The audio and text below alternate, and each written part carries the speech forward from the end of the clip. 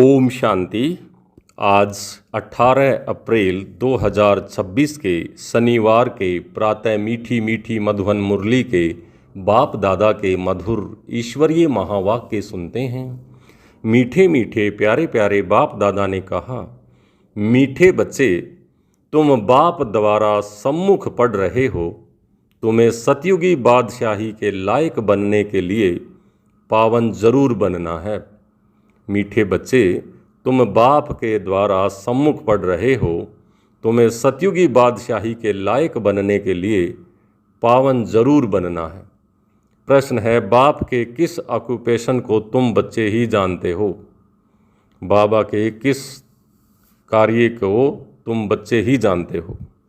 उत्तर है, तुम जानते हो कि हमारा बाप बाप भी है, टीचर और सतगुरु भी है। बाप कल्प के संगम युग पर आते हैं, पुरानी दुनिया को नया बनाने, एक आदि सनातन धर्म की स्थापना करने। बाप अभी हम बच्चों को मनुष्य देवता बनाने के लिए पढ़ा रहे हैं। यह ऑक्यूपेशन हम बच्चों के सिवाय और कोई नहीं जानते। गीत चला, भोलेनाथ से निराला कोई और नहीं, और बिगड़ी को बनाने वाला कोई और नहीं। ओम शांति। ओम शांति का अर्थ तो बच्चों को बार बार समझाया है। ओम माना मैं आत्मा हूँ और मेरा यह शरीर है। शरीर भी कह सकता है कि मेरी यह आत्मा है, लेकिन शरीर तो बोल नहीं सकेगा। जैसे शिव बाबा कहते हैं तुम मेरे हो, बच्चे कहते हैं बाबा आप हमारे हो, वैसे आत्मा भी कहती है ये मेरा शरीर। शरीर कहेगा मेरी आत्मा। अभी आत्मा जानती है मैं अविनाशी हूँ। आत्मा बिगर शरीर कुछ कर न सके। शरीर तो है, कहते मेरी आत्मा को तकलीफ़ नहीं देना। मेरी आत्मा पाप आत्मा है व मेरी आत्मा पुण्य आत्मा है। तो तुम जानते हो मेरी आत्मा सतयुग में पुण्य आत्मा थी। आत्मा खुद भी कहेगी मैं सतयुग में सतो प्रधान अथवा सच्चा सोना थी। सोना है नहीं, तुलना की है। यह एक मिसाल दिया जाता है। हमारी आत्मा पवित्र थी, गोल्डन एज्ड थी। अभी तो कहते हैं इम्प्योर हूँ। दुनिया वाले यह नहीं जानते। तुमको तो श्रीमत मिलती है। तुम अब जानते हो हमारी आत्मा सतो प्रधान थी, अब तमो प्रधान बनी है। हर एक चीज़ ऐसे होती है। बाल, युवा, वृद्ध, हर चीज़ नए से पुरानी जरूर होती है। दुनिया भी पहले गोल्डन एज्ड सतो प्रधान थी, फिर तमो प्रधान आयरन एज्ड है, तब ही दुखी है। सतो प्रधान माना सुधरी हुई, तमो प्रधान माना बिगड़ी हुई। गीत में भी कहते हैं बिगड़ी को बनाने वाले। पुरानी दुनिया बिगड़ी हुई है क्योंकि रावण राज्य है और सभी पतित हैं। सतयुग में सब पावन थे, उनको न्यू वॉइसलेस वर्ल्ड कहा जाता है। यह है ओल्ड विशेष वर्ल्ड। अब कलयुगी आयरन एज है।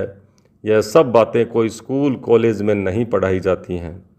भगवान आकर पढ़ाते हैं और राजयोग सिखाते हैं।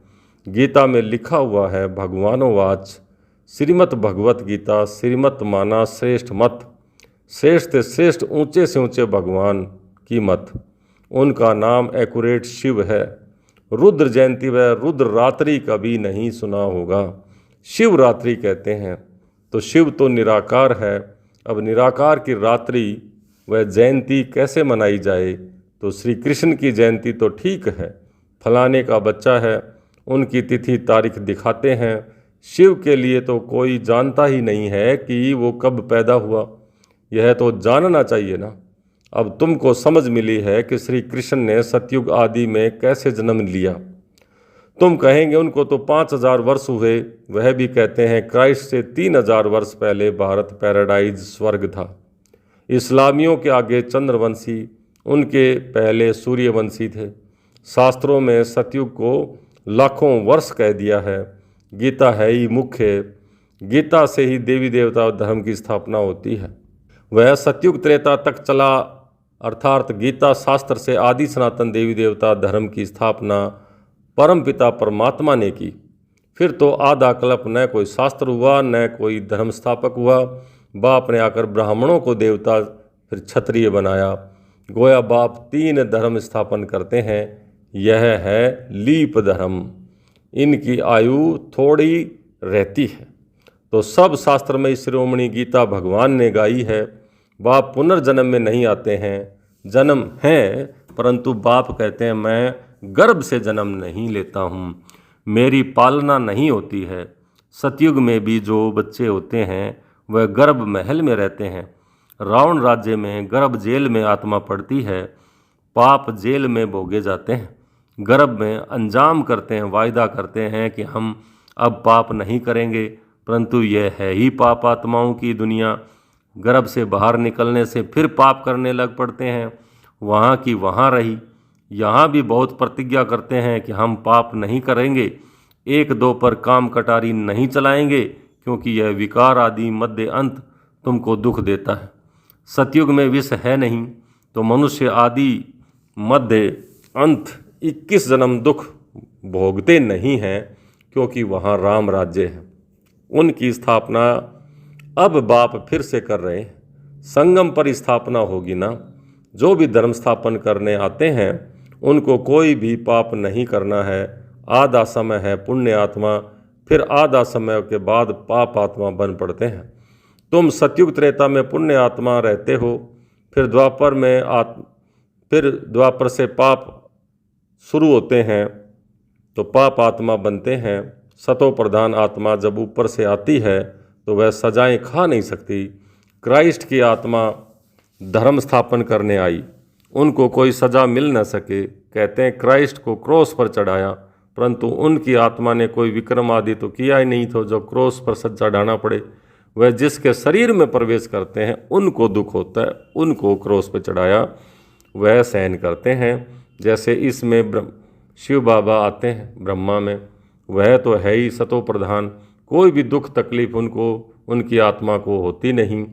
जो भी कुछ होता है इनको शिव बाबा को नहीं होता है, वह तो सदैव सुख शांति में रहते हैं, एवर सतो प्रधान है। परंतु आते तो इस पुराने शरीर में है ना, तो वैसे क्राइस्ट की आत्मा भी जिसमें प्रवेश किया उस शरीर को दुख हो सकता है। क्राइस्ट की आत्मा दुख नहीं भोग सकती, क्योंकि सतो रजोतमों में आती है। नई नई आत्माएं आती भी तो है ना, उनको पहले जरूर सुख ही भोगना पड़े, दुख भोग नहीं सकती हैं। ला नियम नहीं कहता है, इसमें बाबा बैठे हैं, कोई भी तकलीफ इनको दादा को होती है, ना कि शिव बाबा को होती है। परंतु यह बातें तुम जानते हो और कोई को पता नहीं है। यह सब राज अभी बाप बैठ समझाते हैं। इस सहज राजयोग से ही स्थापना, फिर भक्ति मार्ग में यही बातें गाई जाती हैं। इस संगम पर जो कुछ होता है वह गाया जाता है। भक्ति मार्ग शुरू होता है तो फिर शिव बाबा की पूजा होती है। पहले भक्ति कौन करता है? वही लक्ष्मी नारायण जब राज करते थे तो पूज्य थे, फिर वाम मार्ग में आ जाते हैं तो फिर पूज्य से पुजारी बन जाते हैं। बाप समझाते हैं तुम बच्चों को पहले बुद्धि में आना चाहिए कि निराकार परमपिता परमात्मा इन द्वारा हमको पढ़ाते हैं। ऐसे ही और कोई जगह यह सारे वर्ल्ड में हो न सके जहाँ ऐसे समझाते हों।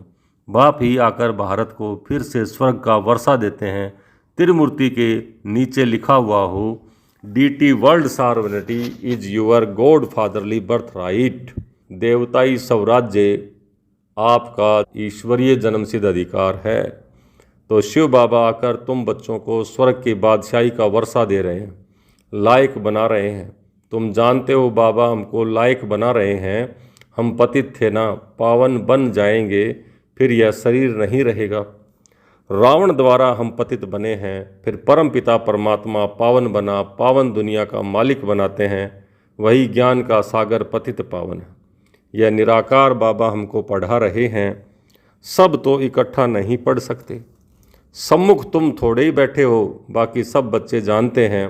अभी शिव बाबा ब्रह्मा के तन में बैठ सृष्टि का आदि मध्यांत की नॉलेज सुनाते हैं। वह मुरली लिखत द्वारा आएगी और सत्संगों में ऐसे थोड़े ही समझेंगे। आजकल टेप मशीन भी बहुत निकली हैं, इसलिए भर कर के भेज देते हैं। वह कहेंगे फलाने नाम वाला गुरु सुनाते हैं, बुद्धि में मनुष्य ही रहता है। यहाँ तो यह बात नहीं है। यह तो निराकार बाप नॉलेजफुल है, मनुष्यों को नॉलेजफुल नहीं कहा जाता। God father is knowledgeful, peaceful, blissful, तो उनको आप वर्षा भी चाहिए। उसमें जो गुण हैं वह बच्चों को मिलने चाहिए ना, अभी मिल रहे हैं।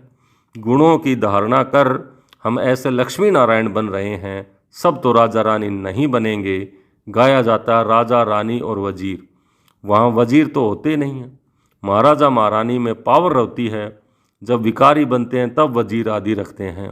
आगे मिनिस्टर आदि भी नहीं थे, वहाँ तो ऐसा राजा रानी का राज्य चलता था।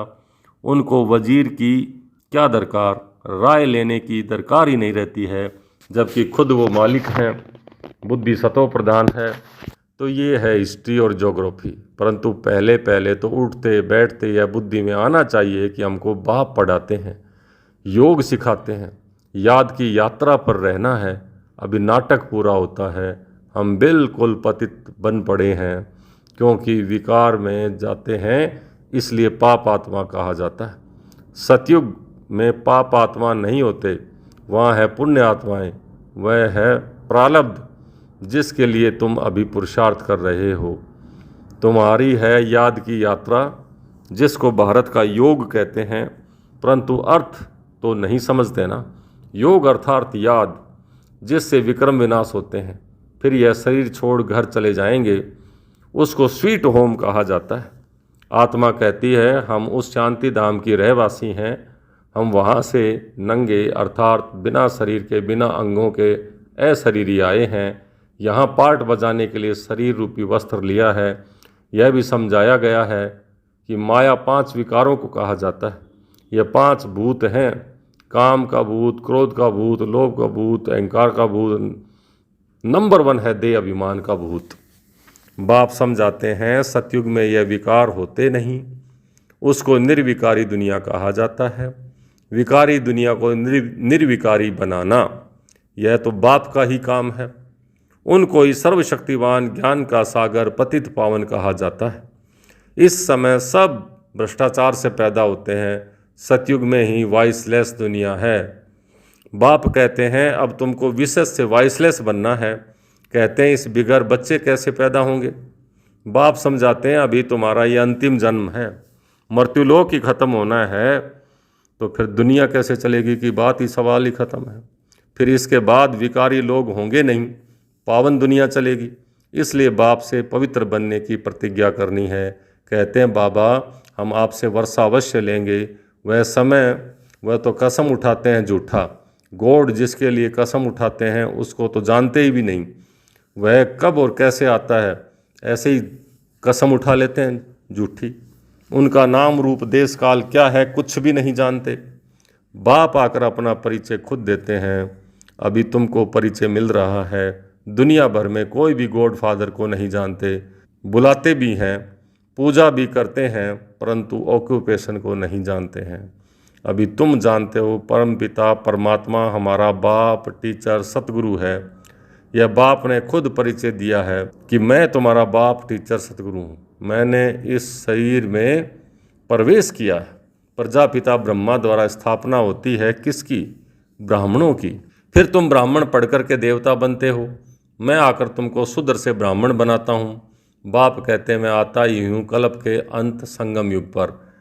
कल्प 5000 साल का है। यह सृष्टि चक्कर तो फिरता रहता है। मैं आता हूँ पुरानी दुनिया को नया बनाने, पुराने धर्मों का विनाश कराने। फिर मैं आदि सनातन देवी देवता धर्म की स्थापना करता हूँ। बच्चों को पढ़ाता हूँ। फिर तुम पढ़कर 21 जन्मों के लिए मनुष्य देवता बन जाते हो। देवताएं तो सूर्यवंशी, चंद्रवंशी, प्रजा सब है। बाकी पुरुषार्थ अनुसार उच्च पद पाएंगे। अभी जो जितना पुरुषार्थ करेंगे वही कल्प कल्प चलेगा। समझते हैं कल्प कल्प ऐसा पुरुषार्थ करते हैं, ऐसे ही याद, ऐसा ही पद जा कर के पाएंगे। यह तुम बच्चों की बुद्धि में है कि हमको निराकार भगवान पढ़ाते हैं। उनको याद करने से ही विक्रम विनाश होंगे। बिगर याद के किए विक्रम विनाश नहीं हो सकते। मनुष्यों को यह भी पता नहीं है कि हम कितने जन्म लेते हैं। शास्त्रों में कोई में गपोड़ा लगा दिया है, कोई 84 लाख जन्म बता देते हैं। अभी तुम जानते हो 84 जन्म है, वह अंत का अब ये जन्म है, फिर हमको स्वर्ग में जाना है। पहले मूल वतन में जाकर फिर स्वर्ग में आएंगे। अच्छा, मीठे मीठे सिकलिधे बच्चों प्रति माता पिता बाप दादा का याद प्यार और गुड मॉर्निंग। रूहानी बाप की रूहानी बच्चों को नमस्ते। हम रूहानी बच्चों की रूहानी बाप दादा को याद प्यार, गुड मॉर्निंग और नमस्ते। धारणा के लिए मुख्य सार। पहला, बाप से जो पवित्र बनने की प्रतिज्ञा की है उस पर पक्का रहना है। काम क्रोध आदि भूतों पर विजय अवश्य प्राप्त करनी है। दूसरा, चलते फिरते हर कार्य करते पढ़ाने वाले बाप को याद रखना है। अब नाटक पूरा हो रहा है, इसलिए इस अंतिम जन्म में पवित्र जरूर बनना है। आज का वरदान, सर्व खजानों से भरपूर बन अपने चेहरे द्वारा सेवा करने वाले सच्चे सेवाधारी भव। सर्व खजानों से भरपूर बन अपने चेहरे द्वारा सेवा करने वाले सच्चे सेवाधारी भव। जो बच्चे सर्व खजानों से सदा संपन्न व भरपूर रहते हैं, उनके नैनों व मस्तक द्वारा ईश्वरीय नशा दिखाई देता है। उनका चेहरा ही सेवा करता है। जिसके पास जास्ती अथवा कम जमा होता है तो वह भी उनके चेहरे से दिखाई देता है। जैसे कोई उच्च कुल का होता है तो उनके चेहरे से वह झलक और फलक दिखाई देती है। ऐसे आपकी सूरत हर संकल्प हर कर्म को स्पष्ट करे, तब कहेंगे सच्चे सेवाधारी। आज का स्लोगन, समय और संकल्प के खजाने की बचत कर जमा का खाता बढ़ाओ। समय और संकल्प के खजाने की बचत कर जमा का खाता बढ़ाओ। ये अव्यक्त इशारे। महान बनने के लिए मधुरता और नम्रता का गुण धारण करो। जब एक दो को मीठा खिलाते हो, उसमें मुख थोड़े समय के लिए मीठा होता है, लेकिन स्वयं ही मीठा बन जाओ। मुख में सदा ही मधुर बोल रहें। जैसे मीठा खाने और खिलाने से खुश होते हो, ऐसे मधुर बोल स्वयं को भी खुश करते, दूसरे को भी खुश कर देते। इससे सदा सर्व का मुख मीठा करते रहो। सदा मीठी दृष्टि, मीठा बोल, मीठे कर्म हों। अच्छा, ओम शांति।